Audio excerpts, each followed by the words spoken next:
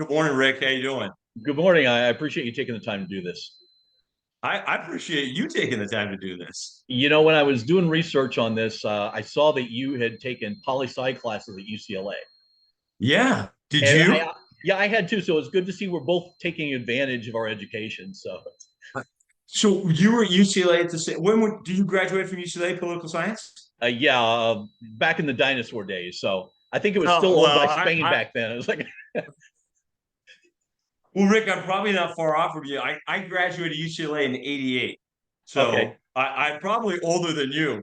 no, see, not at all, not at all. I'm about 10 years older than that. Oh no. So yeah, and did you stay in LA? I stayed in LA for a while. Obviously my career path took a lot of interesting twists and turns, and I guess Yeah. that was really where I wanted to start with this was how Sure. do you get from a poli sci interest in history it looked like to deciding I'm going to do I'm going to restore houses. It seems like not a natural progression. It is not a natural, but it's certainly one that has evolved over a lifetime. So, I mean, everyone I ask, it kind of starts with the Stetson. So, my family, I come from a beef and dairy cattle family, originally from Oklahoma. And a good portion of my family came out to run. Do you know Ador Dairies? You remember Ador, Yeah, I've heard Adohar the name. in Yeah. LA? Yeah, so my family, part of my family came out to run the dairies out of Oklahoma. And so my mom, my grandmother had come out from that. And so the way that ties in, as a kid, I was always around between, it really kind of started in Oklahoma when I was a kid. I fell in love with the dairies and the silos and the barns and this great architecture from the turn of the century. And it just kind of seeded something in my mind about looking at the purpose of buildings and understanding the architectural structure. And that's kind of been my love my whole life. In fact, you'll laugh at this. I didn't even want to go to college.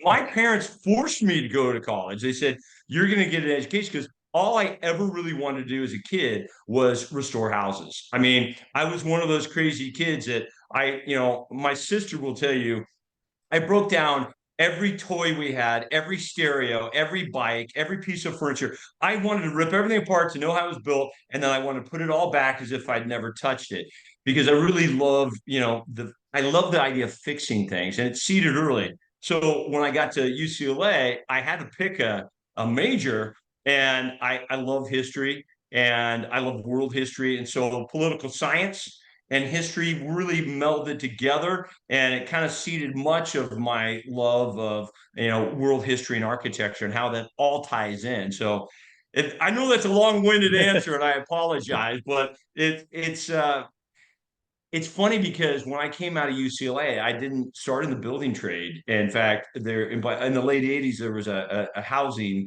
kind of crisis, if you remember, in the late Yeah. '80s, early '90s. And so I ended up actually in Boston, Massachusetts, in the computer industry because I got recruited by a company by Wang Computers. You remember Wang? Yeah. And so they shipped me back to Boston, which was great because it seeded my love of New England and everything around there.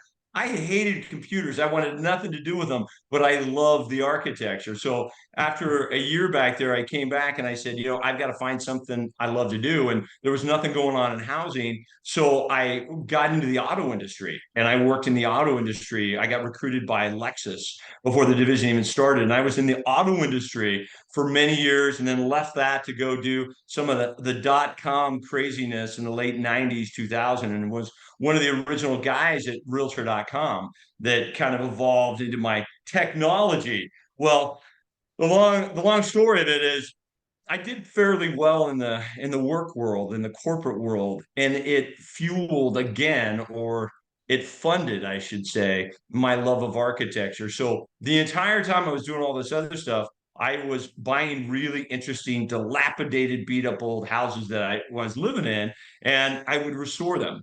And as they moved me around the company, that's what I would do. And that's kind of how this happened. It's just I followed my passion any way I could, and it was something that developed into someone saying, "Hey, do you want to do a TV show one day?" And I was like, "I'm not an actor." And they go, "No, we just want to follow you with a camera one day."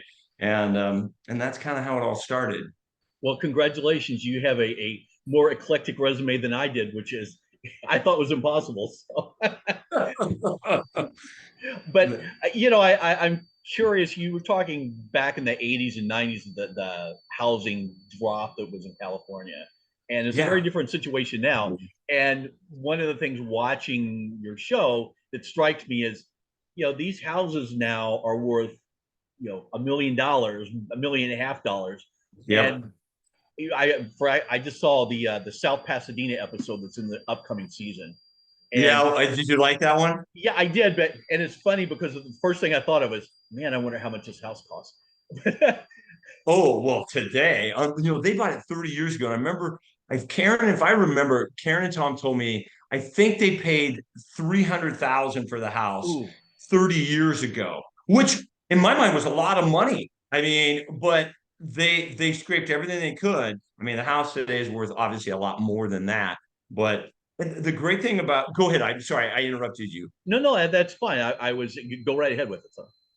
Well, I think it's interesting because certainly in areas like Southern California, housing prices are ridiculous, right? So the good thing about it, it's driven a lot of families and young people, and even people that are kind of empty nesters to move out to find interesting places to call home in areas that were kind of on the fringe or further out from the greater metropolitan center of Los Angeles. And it's fueled a major revitalization of some communities that have almost been like neglected for 50 or 60 years. And people are rediscovering the beauty of all these communities all over Southern California. And they're doing it through some of these older homes that kind of capture your imagination for a different era. Now, obviously, from watching the show, you have this love of arts and crafts style, mission style, and how much of that is driven by this is what you're drawn to, and how much of it is, well, that's what's in California. If you're looking for Victorian stuff, maybe not the best place to be. I got to tell you, that's a great question. Well, okay, so I'm going to give you this one. I mean, LA was one of North America's largest Victorian cities, but we've decimated so much of the Victorian infrastructure. People don't realize that. I think your question is more like, what's my architectural style? What do I go to? And is it just Southern California? No, I love it all. In fact, my favorite style. Are you familiar with Richardsonian Romanesque? Yeah, yeah, I've seen some pictures of it. So So like we had a lot in LA. This was a very prolific architectural style that was kind of a reemergence of the old Spanish and Roman influences and much of what you see in the Gothic influences throughout Europe. And architect by the name of Henry Hobson Richardson, very brilliant, I would argue America's greatest architect, brought that style. And you see it in the New York State Capitol. You'll see it in Cincinnati. You'll see it in Chicago. Here in California, in Santa Ana, I grew up in Fountain Valley, Santa Ana, and our courthouse is a Romanesque structure. A lot of times they're granite, sandstone. That is my favorite style. I mean, I love Beaux-Arts. I love French Provincial. I mean, Spanish Colonial. I mean, if you live in Southern California or anywhere in the Southwest, you gotta love Spanish Colonial. And then arts and crafts. I mean, I love the woodwork. I guess for me, it's the detail. I love the details in architecture, regardless of the style. I mean, I love Art Deco, I love modern, but it's always about the detail.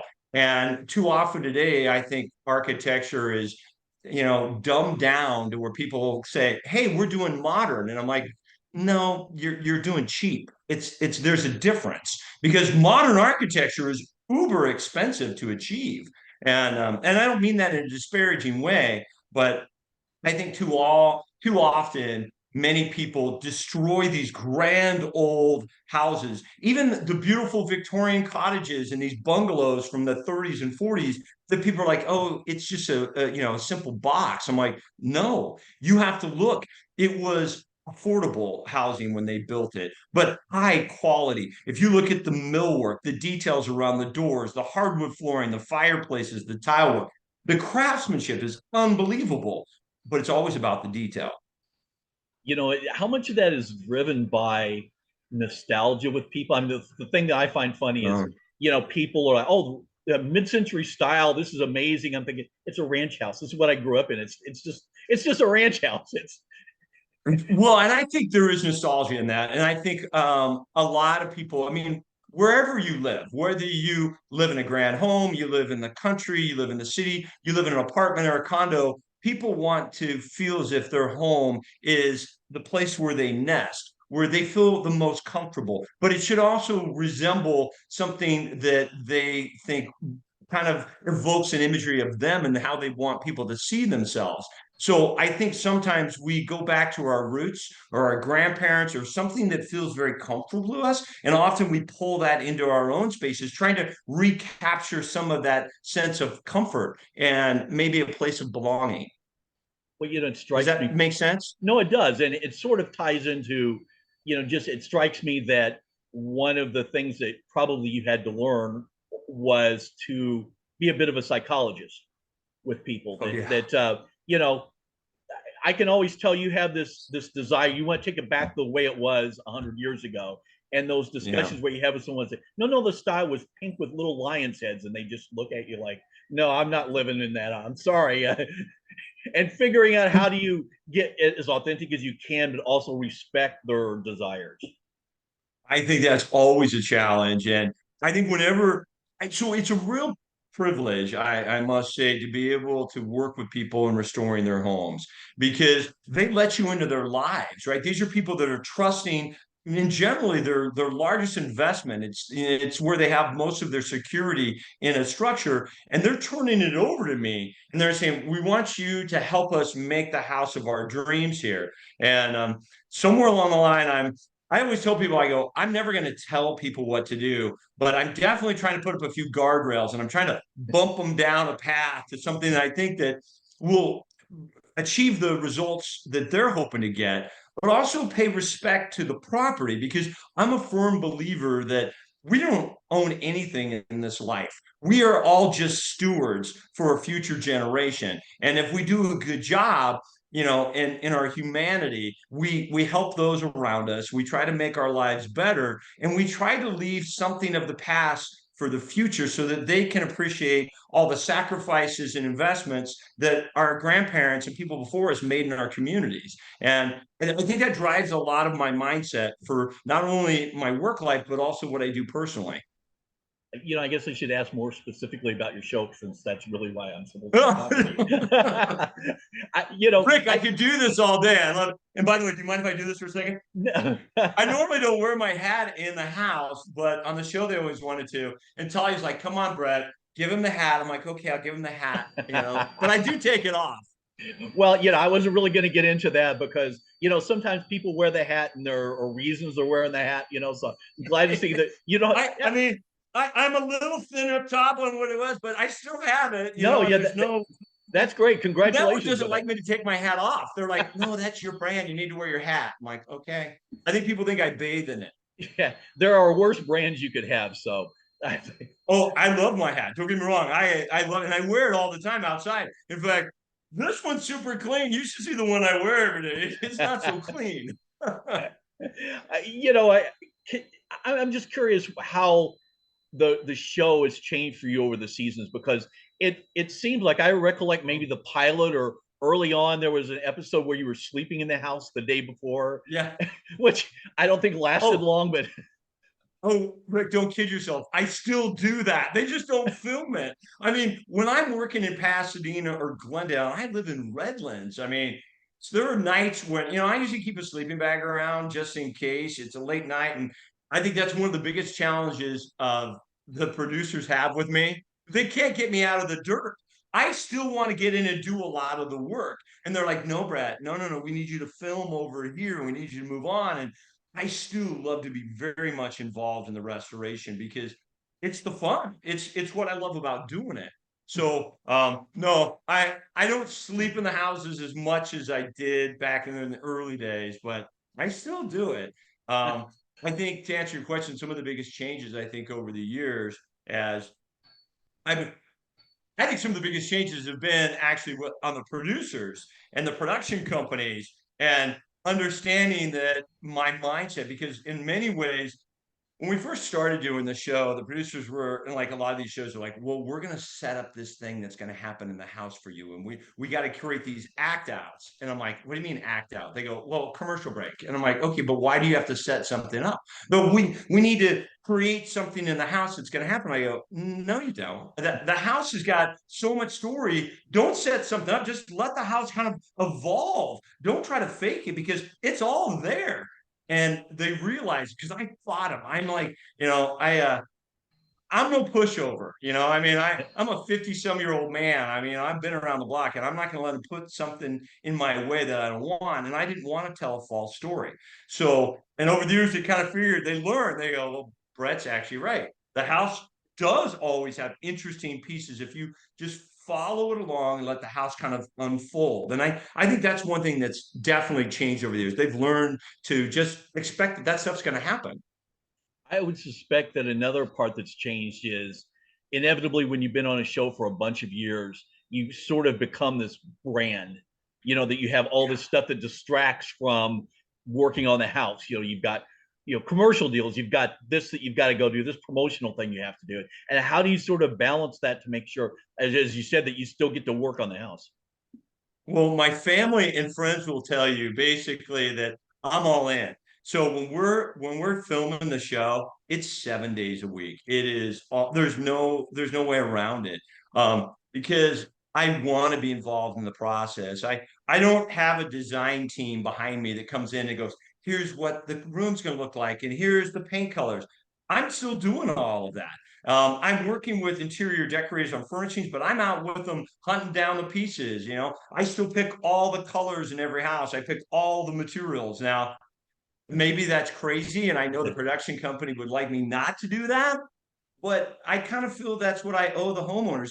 These people that sign up to do the show, they're not signing up to do the show, they're signing up for me to help them get their house. So I want to make sure as much as I can that I've got my hands in every piece of it all the way along. So it's all consuming. And so a lot of other things kind of fall to the wayside. I mean, I don't get to go to the gym. I don't get to go water skiing. I miss a lot of family trips. I've missed a few weddings. Yeah, it's all consuming. But I also recognize that this stuff in life, this is a blessing. It's a gift to get to be able to do this in front of a national audience. It's super fun. I get to share my passions with a broader audience. Not everybody gets to do that, and I recognize it's most likely a short window. This is a point in life that you're going to look back on and go, that was really fun. And I just want to enjoy it while I'm here, and I'm giving it my all. Well, talking about looking back, because you've done all these episodes, I suspect that you're a bit of a perfectionist. And I'm curious, do you ever Maybe. think back on an episode and think, wow, I wish I would have done this? Looking back, I Oh, wish I would have changed this. Or Rick, I do that on every single house. I do it on my own house. It's always hard because, in fact, it's one of the challenges that I create for the production company because I always want to do more. It's just who I am. I get in and I see something. I go, I got to fix that. No, I got to fix that window. And they're like, well, Brett, that's not in our scope. We don't have the budget to do that. I go, but I can't leave that. I've got to do it. So a lot of times I'm in fixing stuff, and we always do way more than we ever say we're going to do. And I think that's what makes our show a little different from a lot of others out there. now, obviously, you're happy with your house, but have there been some houses where you thought, oh, I'd love to have owned this. This is something it would have been great for me. Oh, I have house envy all the time. Oh my gosh. I mean, I can name some specifically. I mean, McNally House. Did you see that one in Altadena? Oh, the Alta, yeah, The great, yeah. oh, with the Turkish room. Oh, that house was unbelievable. Also, one of my favorite architects, a guy by the name of Frederick Rohrig. He was the architect to the millionaires here in California in the latter part of the 19th century, and his work is some of my favorite. Wallace Neff, do you know Wallace Neff, the architect? Have you heard that name before? Yeah, I've heard the name. Yeah. Um, and he kind of came out of that environment. But oh yeah, in fact I've told many of my clients and friends from the show that, and honestly I'll be like, I have house envy. I would have bought your house in a heartbeat. And which makes it more fun because in some ways I get to kind of live the dream of doing it as if it was my own. So maybe sometimes I push them a little bit the way I would have wanted it done. I honestly, I probably do.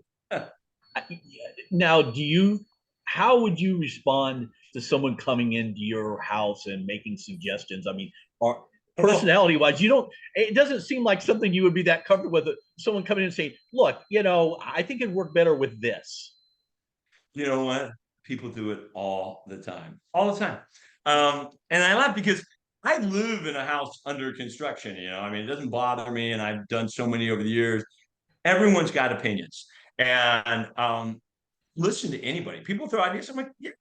And then my favorite is they're like, well, you're going to do it then, right? I'm like, no, but I'm listening to your opinion. I go, I'm willing to listen to ideas. That doesn't mean I'm actually going to take them, but yeah, I do listen. And sometimes I act upon them. I mean, I work with my right hand is a gal by the name of Lee Tosca. I love her. She's like a sister to me. We're super close, and she's got brilliant ideas. And sometimes she'll say something, and I'll look back and I go, huh, that's a good idea. And because we all come at things from different perspectives. And I think that's one thing that I offer when I come into these houses. First time I step in a house, the first time I'm seeing that house day one, all new to me. So I get to give the homeowners, whoever owns the property, a fresh view on their house, interesting ideas. And I often will identify things that they've never even noticed. And then I'll be talking about detail. And I did one the other day with a couple that they thought that in Pasadena, they thought they bought a Craftsman. And they were really struggling with some of the details, and they were kind of poo-pooing their own house. They're like, it's not that great, really. And I'm like, no, actually, your house is really great. And let me tell you why. And we started going through it, and I started pointing out egg and dart detailing, and I started pointing out neoclassical detailing and original things they didn't know were original. And then I started showing them elements that were removed, that were lost. And they literally lit up and they go, oh my gosh. I go, yeah, you don't have a craftsman home. You have an English arts and crafts. It's a completely different kind of architectural style if you understand the detailings that support it. And they literally, at the end of the day, they were like, wow, we thought that we bought a good house. We had no idea that we bought this house. And I go, that's it, because I'm seeing it from fresh eyes. So, which is always fun.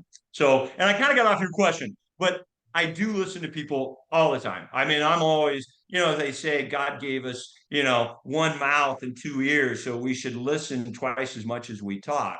I don't always practice that, but I try. Well, I think my time's about up here, and I appreciate Oh, you doing this. I have house envy pretty much with every episode, which is I think a lot of the reason I watch, just because I think, well, where I'd are you love to now? own Are it. you in Are you still in California? No, no, living in the Midwest now, in Where? Twin Cities. Oh, awesome, awesome. So my grandpa was originally, my dad's side is originally from Mankato. Okay. Yeah. So, oh yeah, St. Paul. Oh my gosh. So are you in Minneapolis or are you in St. Paul? No, I'm south of St. Paul. In Oh, there's an area South St. Paul, Inver Grove Heights, and South St. Paul is great because it has all these 100-year-old houses that were built for the meat packing employees. oh, So yeah. it's people are starting to discover them now, and there's these great old houses that people have lived in for like 80 years. So I Oh, have envy talk all the about time. oh, yeah, me too. By the way, is it Summit Ave? Summit Yep. Ave in St. Paul. Oh my gosh, those homes are incredible. I'm a big fan of the Twin Cities. Yeah. Speaking of $1 million houses, some of that avenue is pretty much. Now, yeah, but I remember like 10 years ago, some of those houses, they're like, oh, this one's going for like 500,000. I'm like, the materials alone, I couldn't even buy the materials to build that house today. Yeah. So I'm going to tell you real quick, and I know we got to go. I I really think there's amazing places all over this country. And you asked me earlier, California architecture, is that kind of my focus? There is beautiful architecture in every small town in every city across North America. And there's a story in every one of those towns and how that house came to be and those buildings and why people live there. If you've got a city that has more than 10,000 people, I got to tell you, there's a reason they're there.